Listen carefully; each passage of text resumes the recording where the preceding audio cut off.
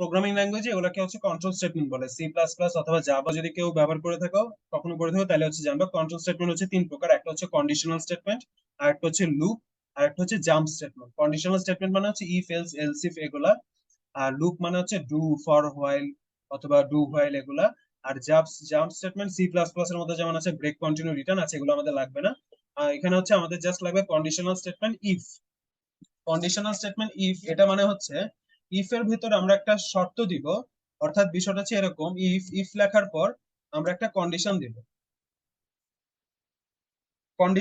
কন্ডিশনটা যদি সত্য হয়, কমা দেওয়ার পর হচ্ছে মানে কন্ডিশনটা ট্রু, তখন হচ্ছে কি ঘটবে? কন্ডিশনটা হচ্ছে ট্রু, তখন কি ঘটবে? কমা দিয়ে কন্ডিশনটা ফলস হলে কি ঘটবে? এটা হচ্ছে ইফ এর স্টেটমেন্ট, এটাই হচ্ছে কন্ডিশনাল স্টেটমেন্ট। ম্যাথমেটিক্স অ্যাকচুয়ালি অনেক পুরাতন ল্যাঙ্গুয়েজ, তাই এখানে খুব একটা ভ্যারাইটি নেই। এটা হচ্ছে কন্ডিশনাল স্টেটমেন্ট। আমরা যদি একটা উদাহরণ দেখি, তাহলে হচ্ছে ইফ এর পর আমি লিখলাম যে আহ, আচ্ছা খুবই ইজি, যেটা x is greater then zero. ঠিক আছে, কোন একটা সংখ্যা এক্স সেটা গ্রেটার দেন জিরো। আচ্ছা, আমরা এন একটা ইনপুট করছিলাম, N is greater then zero. আমরা এককালে আমরা এন হচ্ছে ইনপুট করছিলাম, এই যে এন এর মান ছিল এটা। আমরা কন্ডিশনাল স্টেটমেন্টে হচ্ছে এন যদি জিরোর থেকে বড় হয়, তাহলে সে প্রিন্ট করবে হচ্ছে যে প্রিন্ট করবে N is a positive number. ঠিক আছে, আর যদি ফলস হয়, তাহলে এটা প্রিন্ট করবে হচ্ছে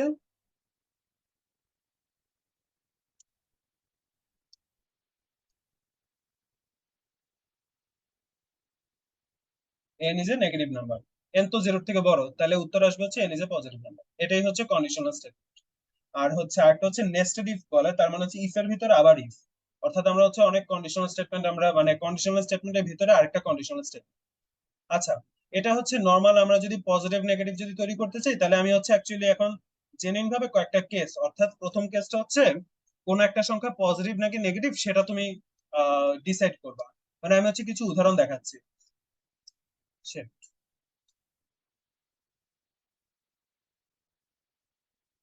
ম্যাথমেটিক্যালি আন্ডু দেওয়া যাবে না।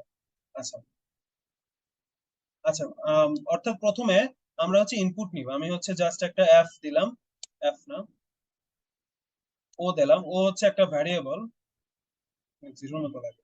পি দিলাম, পি হচ্ছে একটা ভ্যারিয়েবল, পি হচ্ছে ভ্যারিয়েবল ইনপুট। আমি হচ্ছে ইনপুট নিলাম,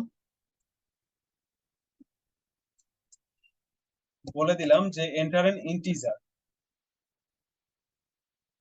ইন্টিজার, তো ইন্টিজার হচ্ছে আমি 45, যে কোনো আমি একটা ইন্টিজার দিলাম। এখন আমাদের কাজ হচ্ছে এটা ইভেন না অড সেটা বের করবো।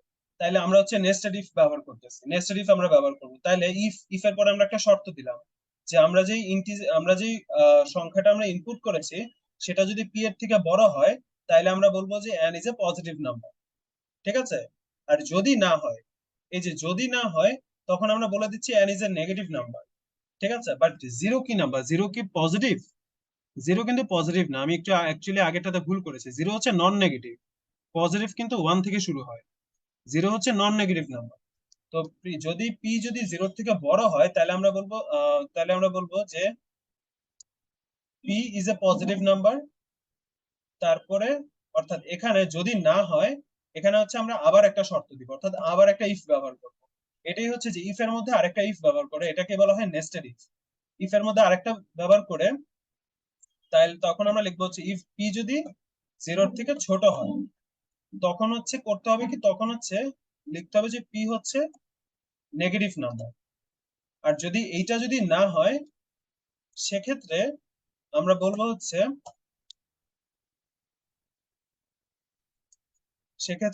হচ্ছে, P is zero.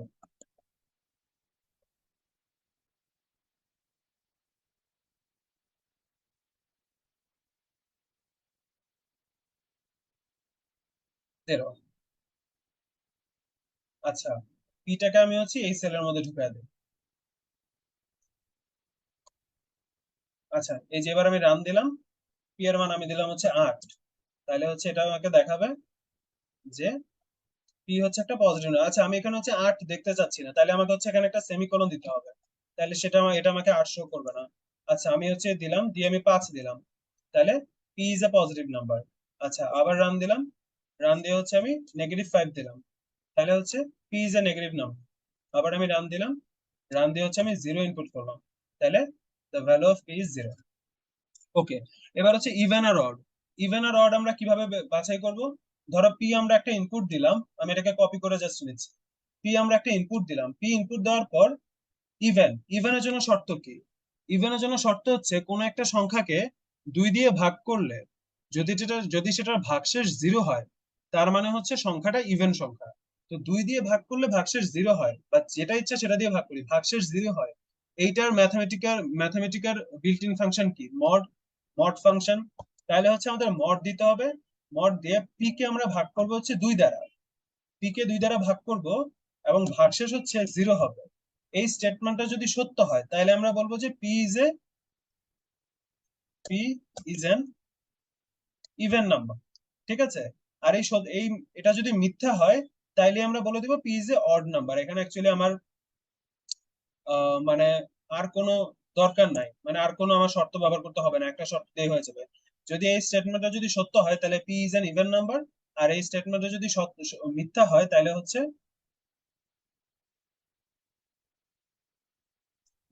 P is a odd number. P is an odd number, একটা ব্র্যাকেট যাবে।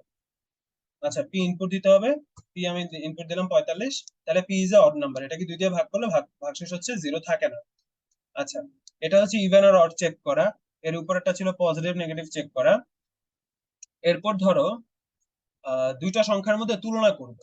অর্থাৎ আমি হচ্ছে একটা সংখ্যা নিলাম P1, একটা সংখ্যা আমি ইনপুট নিব। আচ্ছা, এখানে একটা জিনিস দেখো, আমি এই কাজটা আমি সবসময় করি, সেটা হচ্ছে ইনপুট পরে নিব, বাট আগে আমি হচ্ছে ভ্যারিয়েবলটা আমি হচ্ছে এখন আমি কি করতে চাচ্ছি, আমি হচ্ছে দুইটা সংখ্যা নিতে চাচ্ছি P1 আর P2। এই দুইটা সংখ্যার মধ্যে তুলনা করতে চাচ্ছি, অর্থাৎ তারা কে বড় কে ছোট। P1 আর P2 এর মধ্যে কে বড় কে ছোট আমি সেটা হচ্ছে প্রকাশ করতে চাচ্ছি। বাট সেটা আমি যখন সেটা কোডটা লিখবো, তখন হচ্ছে আমি প্রথমে ইনপুট লিখছি না, কারণ প্রথমে ইনপুট লিখলে হচ্ছে ঝামেলা হয়, বারবার আমি যখন কোডটা রান করবো ঠিক হয়েছে কিনা দেখার জন্য বারবার আমাকে ইনপুট দিতে হবে। তো এই জন্য আমি হচ্ছে প্রথমে হচ্ছে ভ্যালু দিয়ে দিই, ভ্যারিয়েবলের প্রথমে আমি হচ্ছে ভ্যালু দিয়ে দিই। ভ্যালু দেওয়ার পর লাস্টে গিয়ে ইনপুট দিই, আচ্ছা সেটা দেখবা। আচ্ছা, দুইটা সংখ্যার মধ্যে তুলনা হবে, তো আমরা হচ্ছে আমি আগের কোডটা, আচ্ছা আগের কোডটা হচ্ছে আমি কপি করে আনি।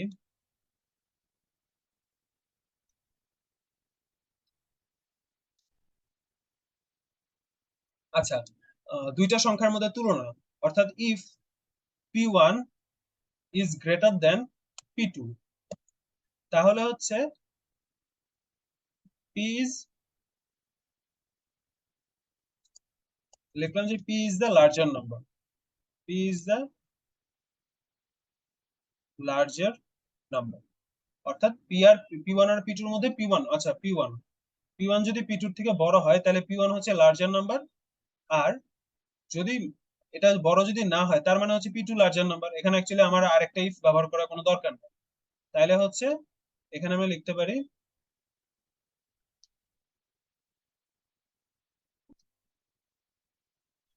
P2 is the larger number. এই যে P2 is the larger number 20 আর 30 এর মধ্যে। আচ্ছা, এখন যখন কোডটা লেখা হয়ে গেছে, এখন আমি ইনপুট দিব। ইনপুট এই, এটা করলে হচ্ছে আমার কাছে সুবিধা মনে হয়, যার যার ইচ্ছা। আচ্ছা, আমাকে হচ্ছে দুইটা ইনপুট দিতে হবে। এটা হচ্ছে প্রথম ইনপুটটা, আমি প্রথম ইনপুটটা দিলাম 45, পরের ইনপুটটা দিলাম আমি -2। এই দুইটার মধ্যে তুলনা করে আমাকে দেখাবে যে P1 হচ্ছে লার্জার নাম্বার, 45 আর -2। এই দুইটার মধ্যে P1 হচ্ছে 45 হচ্ছে লার্জার নাম্বার। আচ্ছা, এটা ছিল দুইটার জন্য ইজি। এবার আমি হচ্ছে তিনটার জন্য করব। তিনটার জন্য যদি করতে চাই তাইলে হচ্ছে আমাকে তিনটা ইনপুট নিতে হবে, P1 P2 P3 ইনপুট নিতে হবে। তা আমি হচ্ছে ওই যে আমি হচ্ছে ইনপুট দিব না, আমি জাস্ট প্রথমে সংখ্যা দিচ্ছি 3। এরপর হচ্ছে P3 ইজ ইকুয়াল টু 5। আচ্ছা, P3 is equal two 5 if P1 যদি P2 থেকে বড় হয় এবং এবং লেখা হচ্ছে ডাবল এন, এবং P1 যদি P3 এর থেকে বড় হয়, অর্থাৎ দুইটা কন্ডিশন এখানে দিলাম। P1 যদি P2 এর থেকে বড় হয়, অর্থাৎ আমি এখানে এখন হচ্ছে তিনটা সংখ্যার মধ্যে কে বড় কে ছোট সেটা ডিসাইড করতে চাচ্ছি। P1 যদি P2 এর থেকে বড় হয় এবং P1 যদি P3 এর থেকে বড় হয়, তাহলে P1 হচ্ছে লার্জার নাম্বার। আর যদি এটা না হয়, তার মানে P1 হচ্ছে তাদের দুইটার থেকে ছোট। তখন এটা লিখবো আমরা, তখন আমরা লিখবো হচ্ছে আরেকটা কন্ডিশন দিতে হবে, অর্থাৎ এখানে আরেকবার ইফ ব্যবহার করতে হবে।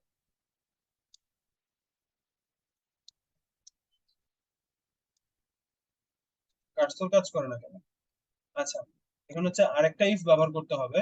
সেখানে আমি এবার কন্ডিশন দিব। আচ্ছা, P1 দিয়ে তো আমরা চেক করলাম, এবার আমি হচ্ছে P2 দিয়ে চেক করব। P2 যদি, এটা আমি কপি করে আনি।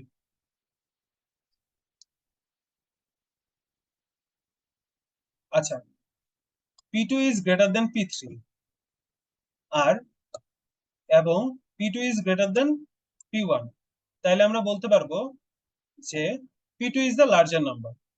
ঠিক আছে, P2 is the larger number. আচ্ছা, এখন আমরা চেক করলাম যে P1 যদি P2 থেকে বড় হয় এবং P1 যদি P3 থেকে বড় হয়, তাহলে হচ্ছে P1 লার্জার নাম্বার। আর এটা যদি না হয়, সেক্ষেত্রে চেক করবে যে P2 যদি P3 থেকে বড় হয় এবং P2 যদি P1 এর থেকে বড় হয়, তাহলে P2 is the larger number. আচ্ছা, প্রথমটাও মিথ্যা সত্য হয় নাই, দ্বিতীয়টাও সত্য হয় নাই, তাহলে আমার আর কন্ডিশন কোনো দেওয়ার দরকার নেই। আমি না দেখে বলে দিতে পারি যে প্রথম দুইটা যদি, উপরে দুইটা যদি সত্য না হয়, তার মানে হচ্ছে P3 is the larger number. তাহলে এই যে P3 is the larger number, এটা আসছে করতে। আচ্ছা, এখান থেকে তাহলে আমরা বলতে পারি যে P3 is the larger number. এখন হচ্ছে ইনপুট দিব। Input,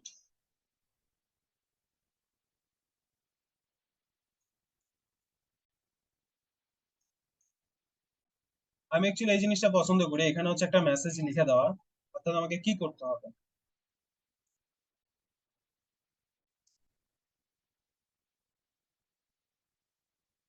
enter the first integer.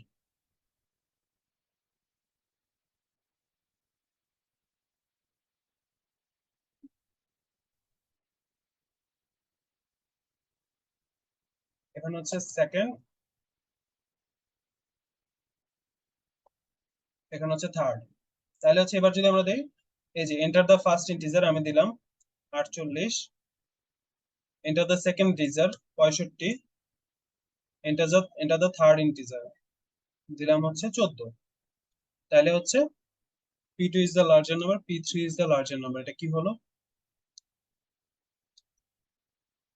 আমরা কোথাও ভুল করেছি, একটু দেখো। P1 হচ্ছে এটা, P2 এটা, P3 এটা। ইফ P1 যদি P2 থেকে বড় হয় এবং P1 যদি P3 থেকে বড় হয়, print P1 is the larger number। তাকে কমা দিয়ে ইফ P2 যদি,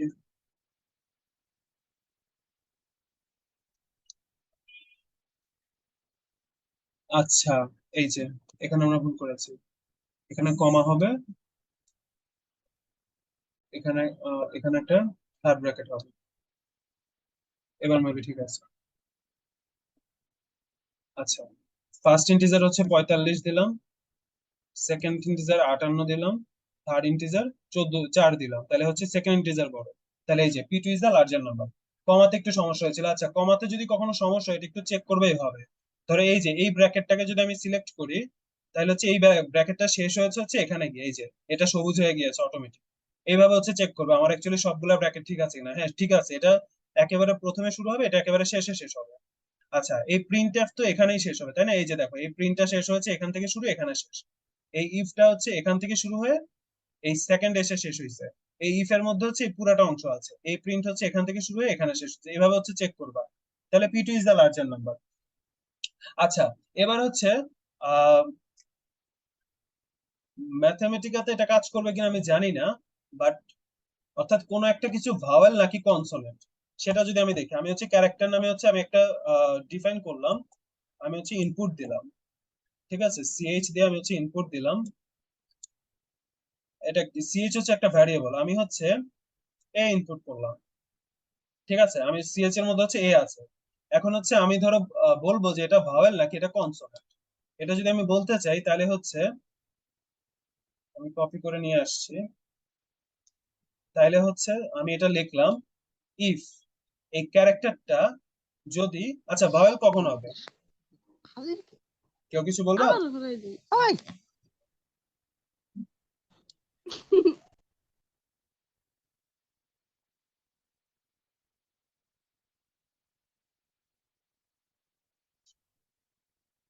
আচ্ছা, কোন একটা কিছু ভাওয়েল নাকি কনসোনেন্ট? ভাওয়েল কখন হবে? যদি সেটা হচ্ছে এ ই আই ও ইউ হয়, তাহলে ইফ। আচ্ছা, ইফ এর পরে আমাদেরকে হচ্ছে শর্ত দিতে হবে। ইফ এর পরে আমি শর্ত দেই যে আম, আমি জানি না এটা ম্যাথমেটিক্যাতে কাজ করবে কিনা, এটা হচ্ছে সি প্লাস প্লাস এটা কাজ করে। C h is equal to, যদি এ হয় ব্র্যাকেটটা বোধহয় বাইরে হবে। আচ্ছা, সি ছোট হাতের small c, c h is equal to যদি এ হয় ডাবল ইকুয়াল অথবা, অথবা সেন্ড কই, দুইটা ভার্টিক্যাল বার দিতে হয় অথবার জন্য। আচ্ছা, অথবা, আমি জানি না এটা কাজ করবে কিনা।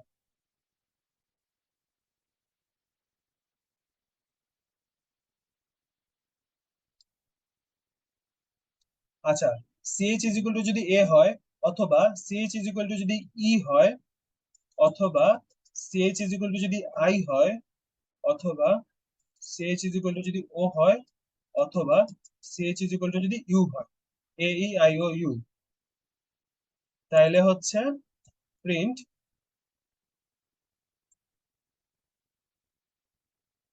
প্রিন্ট ইট ইজ এ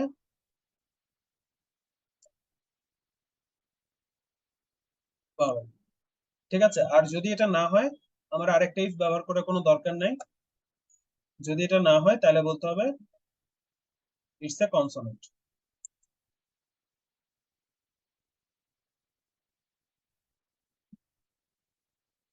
আমি জানি না এটা ম্যাথমেটিক্সে কাজ করবে কিনা। কি হলো এটা? আচ্ছা, এটার কমা আছে, ব্র্যাকেট বেশি।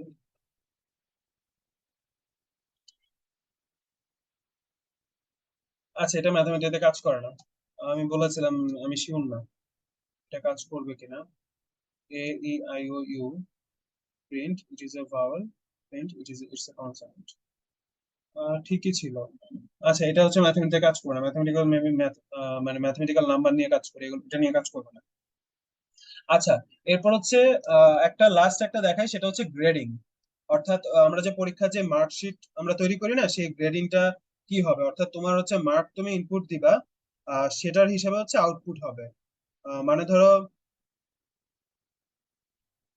মানে ধরো আমাকে হচ্ছে প্রথম হচ্ছে মার্ক ইনপুট দিবে, আমি হচ্ছে এটা কপি করে নিলাম।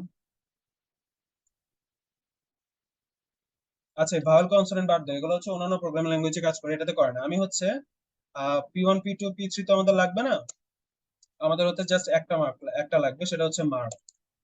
আমি হচ্ছে এম এ আর কে দিলাম, m a r k mark, mark is equal to input, enter,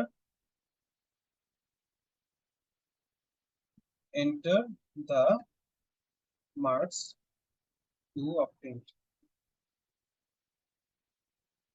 enter the marks you obtained. Okay, enter করি। মার্ক হচ্ছে আমি দিলাম, হচ্ছে আমি পেয়েছি হচ্ছে আহ ধরলাম 25, 100তে 25 দিলাম। আচ্ছা, ঠিক আছে। এবার, আচ্ছা, এটা হচ্ছে আগের পি2 ইজ দ্য লার্জার নাম্বার, সেটা এটা ভিন্ন কথা, মার্ক হচ্ছে 25। এবার আমরা হচ্ছে মার্ক যদি দিলাম যে m a r k if mark is greater than, greater অথবা ইকুয়াল, ঠিক আছে, গ্রেটার ইকুয়াল দিতে হবে, গ্রেটার ইকুয়াল দিয়ে একটা স্পেস দিলে এরকম হয়ে যাবে, গ্রেটার ইকুয়াল 80, 80, তাইলে হচ্ছে কি লিখবো, তাইলে হচ্ছে প্রিন্ট করতে হবে যে এ প্লাস, অ্যাকচুয়ালি আমাদের তো এত কিছু লাগবে না, তাইলে প্রিন্ট করতে হবে এ প্লাস। তাহলে প্রিন্ট করতে হবে হচ্ছে এ প্লাস, আমি যদি মার্ক হচ্ছে গ্রেটার দেন 80 পাই। আর যদি এটা না হয় তখন হচ্ছে আমরা আবার আরেকটা ইফ দিব, ইফ দেওয়ার পর, পুরাটা লাগবে না। আচ্ছা, আবার আমরা হচ্ছে ইফ দিব, ইফ দেওয়ার পর আমরা আবার আরেকটা শর্ত চেক করব। এই জিনিসটা হচ্ছে আমাদের বারবার লাগবে, আমি কপি করে নিলাম।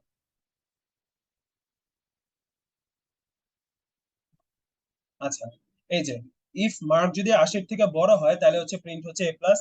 আমরা আবার ইফ দিব, আবার ইফ দিয়ে আমরা হচ্ছে লিখবো যে ইফ মার্ক যদি 70-এর থেকে বেশি হয় তাইলে হচ্ছে প্রিন্ট এ, আর ইফ মার্ক যদি, এখানে এসে আমরা আবার টেস্ট করলাম, মার্ক যদি 60-এর থেকে বেশি, আমি অ্যাকচুয়ালি গ্রেডিং সিস্টেম ভুলে গেছি, কি হবে, এ মাইনাস বলে দিও, এ মাইনাস। আবার হচ্ছে ইফ, ইফ যদি মার্ক যদি 50-এর থেকে বেশি হয়, 50-এর থেকে বেশি হলে এটাকে কি বলে, বি প্লাস নাকি বি বলো মেবি? বি প্লাস বা বি।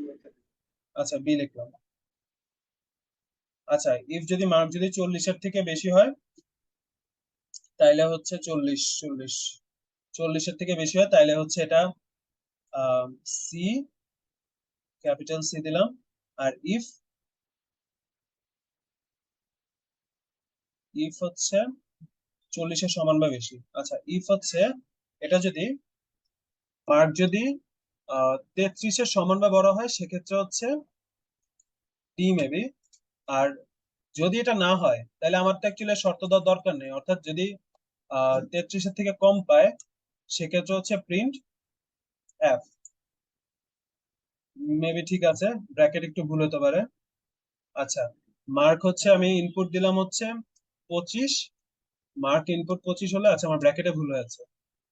আহ, আচ্ছা এখানে অনেকগুলা হবে, থার্ড ব্র্যাকেট, থার্ড ব্র্যাকেট, এই যে দেখো আমি থার্ড ব্র্যাকেট দিচ্ছি, একটা একটা করে লাল চিহ্ন যাচ্ছে, এই যে থার্ড ব্র্যাকেট, এই থার্ড ব্র্যাকেট, এবার ঠিক আছে। মার্ক হচ্ছে ইনপুট দিলাম 47.47, তাহলে আমি হচ্ছে সি পেয়েছি।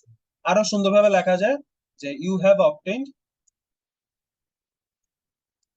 আচ্ছা ইউ গট, এভাবে লিখি, ইউ গট এ প্লাস, এটা হচ্ছে প্রত্যেক জায়গায় কপি করে দিতে পারে।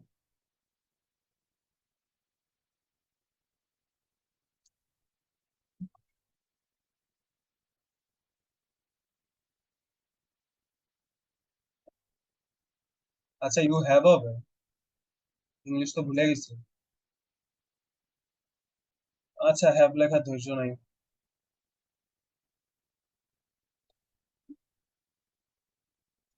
মার্ক হচ্ছে দিলাম 79, একটু জন্য এ প্লাস পাই নাই। ওকে ইউ গট এ, ঠিক আছে ইউ হ্যাভ হবে, হ্যাভ লেখার ধৈর্য নাই, সরি। আচ্ছা এরপর আমি অ্যাকচুয়ালি আরো দুইটা প্রবলেম, সেটা হচ্ছে ধরো কোন একটা, মানে আচ্ছা দুইটা প্রবলেম, একটা হচ্ছে মানে আচ্ছা এই দুইটাকে আমি করাই দিব নাকি তোমরা করবা, প্র্যাকটিস করবা? একটা হচ্ছে কোন একটা সংখ্যা প্যালিন্ড্রমিক কিনা চেক করো, আর একটা হচ্ছে কোন একটা ইয়ার লিপ ইয়ার কিনা চেক করো। এটা কি তোমরা প্র্যাকটিস করবে নাকি আমি করাই দিব বলো? লিপ ইয়ারটা তো এরকমই হবে না, এই যে লিপ ইয়ার হচ্ছে লজিকটা বুঝতে হবে। একটু বলে দেন লিপ ইয়ারটা। আচ্ছা তোমরা প্র্যাকটিস করবা? আমরা প্র্যাকটিস করবো না, একটু বলে দেন জাস্ট মুখে। ওকে।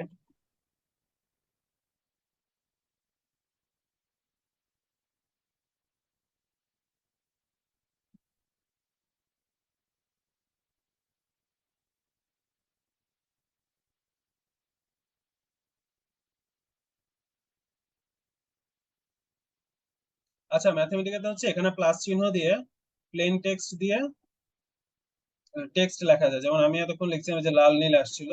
আচ্ছা আহ, মানে প্রথম প্রশ্নটা হচ্ছে ইনপুটে ইয়ার, তুমি হচ্ছে একটা ইয়ার ইনপুট নিবে and determine whether the year is a leap year or not. ঠিক আছে, মানে এটা কি ইয়ারটা কি লিপ ইয়ার নাকি লিপ ইয়ার না, এটা তুমি হচ্ছে ডিটারমিন করবা। তারপরের প্রশ্নটা হচ্ছে ইনপুট, ইনপুটের নাম্বার, ইনপুটে ইন্টিজার, input and integer and determine whether the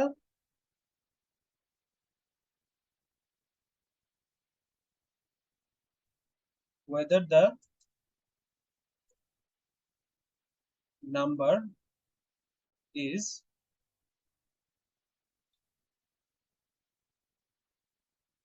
palindromic or not। ঠিক আছে, এই দুটোই হচ্ছে প্রশ্ন, এই দুটো হচ্ছে করা ট্রাই করো, নাহলে আমি হচ্ছে কালকে করে দিব, বা ট্রাই করো, কারণ আরেকজন করে দিলে অ্যাকচুয়ালি প্রোগ্রামিং এ মানে খুব একটা কাজ হয় না। ঠিক আছে, আচ্ছা প্রথম প্রশ্নটা হচ্ছে ইনপুটে year and determine whether the year is a leap year or not, এটা লজিকটা কি? এটা লজিকটা হচ্ছে কোন একটা ইয়ার তুমি প্রথমে হচ্ছে ইনপুট নিবা, ঠিক আছে? ধরো এন দিলা, এন দিয়ে হচ্ছে তুমি একটা ইয়ার ইনপুট নিলা। ইয়ার ইনপুট নেওয়ার পর এরপর হচ্ছে তুমি দেখবা যে এইটা 4 দ্বারা বিভাজ্য কিনা, ঠিক আছে? যদি এটা আচ্ছা, যদি 4 দ্বারা না, যদি এটা 400 দ্বারা ভাগ হয় তাহলে এটা হচ্ছে লিপ ইয়ার, ঠিক আছে? দুইটা দুইটা শর্ত, একটা হচ্ছে যদি এটা 4 দ্বারা ভাগ হয় বাট 100 দ্বারা ভাগ না হয় তাইলে সেটা লিপ ইয়ার। আর যদি সেটা 400 দ্বারা ভাগ হয় সেক্ষেত্রেও সেটা লিপ ইয়ার। আমি জানি না আমি কি ঠিক বলতেছি কিনা, মানে আমার জানা মতে এটাই, গুগলে একটু দেখে নিও দরকার হলে, ভুলে গেছি কোন আমলে পড়ছে। যদি কোন একটা বছর যদি 4 দ্বারা ভাগ হয় এবং 100 দ্বারা ভাগ না হয় তাইলে সেটা হচ্ছে লিপ ইয়ার। আবার কোন একটা সংখ্যা যদি 400 দ্বারা ভাগ হয় সেক্ষেত্রেও সেটা লিপ ইয়ার। অর্থাৎ দুইটা শর্ত, 4 দ্বারা ভাগ হবে, 100 দ্বারা ভাগ হবে না, অথবা 400 দ্বারা ভাগ হবে। এই দুইটা ক্ষেত্রেই হচ্ছে লিপ ইয়ার হয়। আর যদি এই দুইটা যদি না হয় সেক্ষেত্রে হচ্ছে লিপ ইয়ার না। আমি জানি না আমি সঠিক বলছি কিনা, একটু দেখে নিও। আচ্ছা, লিপ ইয়ার হওয়ার শর্ত কি আমি লিখে দেই, আমার জানাটা আমি লিখে দেই। Divisible by 4 but not by 100 or divisible by 400। অর্থাৎ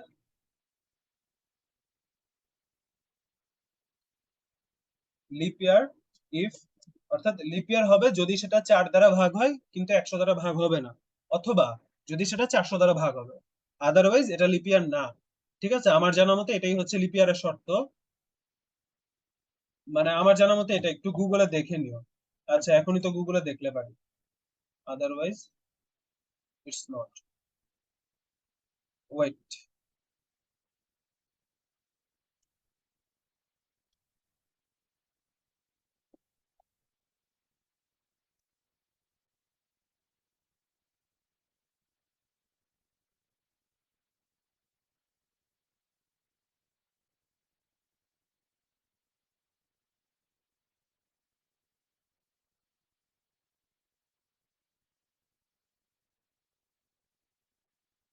আচ্ছা, an year that is evenly divisible by 4 is a leap year। এটা কি ট্রু?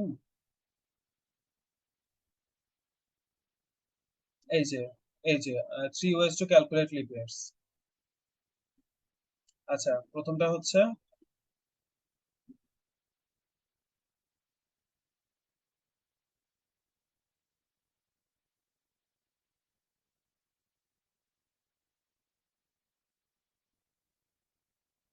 আরে এত ব্যাখ্যা, এত ব্যাখ্যা করার সময় নেই। এই যে প্রথমে identify the, you want to check calculating the leap years requiring having a year that you, আচ্ছা, if the number is divisible by 4, dividing the year 4 will result a whole number, confirm the number is divisible by 100। এই যে divisible by 4 but not divisible by 100, ঠিক আছে? আচ্ছা, ওই যে আমি যেটা বললাম এটাই মেবি। আচ্ছা, ভুল হলে ভুল, জাস্ট প্র্যাকটিস করো, ম্যাথমেটিক্যাল কোডটা জানা হচ্ছে গুরুত্বপূর্ণ, এখানে বাকি কিছু দরকার নাই। আর কোন একটা সংখ্যা প্যালিন্ড্রোমিক কিনা, এবার এটা কিভাবে চেক করবা? এটা হচ্ছে প্রথমে হচ্ছে একটা ইনপুট নিবা। প্যালিন্ড্রোমিক মানে কি এটা জানো? প্যালিন্ড্রোমিক মানে হচ্ছে যেমন 101, এই সংখ্যাটা প্যালিন্ড্রোমিক, কারণ হচ্ছে এই সংখ্যার বাম দিক থেকে যদি আমি যাই তাহলে 101, ডান দিক থেকে গেল 101। আমি যদি বলি 10203, এটা প্যালিন্ড্রোমিক না, তাহলে বাম দিকে গেলে কি আসে 10203, ডান দিক থেকে গেলে 30201, সেম না। বাট যদি এটা 10201 হতো তাহলে এটা একটা প্যালিন্ড্রোমিক সংখ্যা। 10201 বাম দিক থেকে যাস, ডান দিক থেকেও তা। এটা কি করবা? এটা হচ্ছে, আমি অ্যাকচুয়ালি সবকিছু বলে দিচ্ছি, অ্যাকচুয়ালি বলা ঠিক না, লিপিয়ারের যুক্তিটা দিচ্ছি ঠিক আছে। প্যালিন্ড্রোমিকের জন্য যেটা করতে হবে, এইটা অ্যাকচুয়ালি আমি পড়াই, আমি মানে দেখাইছি এতক্ষণ, আমি যে কমান্ড গুলো দরকার হবে এটা দেখাইছি, তাই আমি এটা বলতেছি না। ঠিক আছে, এটা চেক করবা। অর্থাৎ কোন একটা সংখ্যা বাম দিক থেকে আর ডান দিক থেকে যদি সেম হয় তাহলে সেটা প্যালিন্ড্রোমিক। তো এটা হচ্ছে করবা, আমি আমি অ্যাকচুয়ালি এটা করাইছি, মানে যা যা দরকার আমি এটা করানো হয়েছে। আচ্ছা, আজকে কি আর কারো ধৈর্য আছে? লুক শুরু করব নাকি পরে? না ভাই, না না না ভাই, আচ্ছা, ধৈর্য নাই, ধৈর্য শেষ। আচ্ছা, ঠিক আছে, এই দুইটা হুম। করো কেমন, এই দুইটা করো, আর না করলে হচ্ছে আমি আগামীকাল করবো। এই দুইটা করো, ঠিক আছে? আল্লাহ হাফেজ। আচ্ছা ভাই, আগামীকাল আগামীকাল, আগামীকাল বলতে আগামী যেদিন নিবো আর কি, বলে দিব কবে। আচ্ছা ভাই আমার একটু ফোন দেন, কারণ আমার বাড়ি হচ্ছে সিম অফ নেটে। ঠিক আছে, জানাবো। আচ্ছা, আল্লাহ আচ্ছা ভাই, হাফেজ। ধন্যবাদ। আসসালামু আলাইকুম। ওয়ালাইকুম আসসালাম।